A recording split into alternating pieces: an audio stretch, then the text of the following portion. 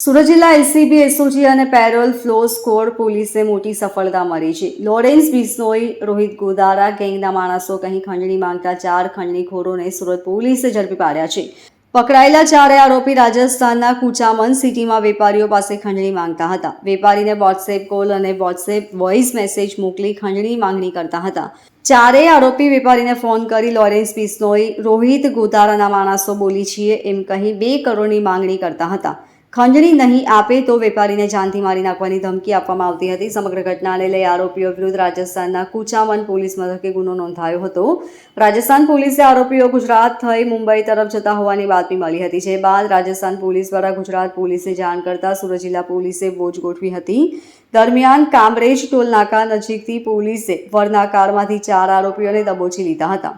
જે બાદ સુરત પોલીસે આરોપી સફીક ખાન, સરફરાઝ ખાન, સોએબ ખાન, રહીમ ખાનની ધરપકડ કરી હતી. ધરપકડ બાદ સુરત ગ્રામ્ય પોલીસે રાજસ્થાન પોલીસને આરોપીનો કબજો સોંપ્યો હતો. Bureau report, LK star news, Surat.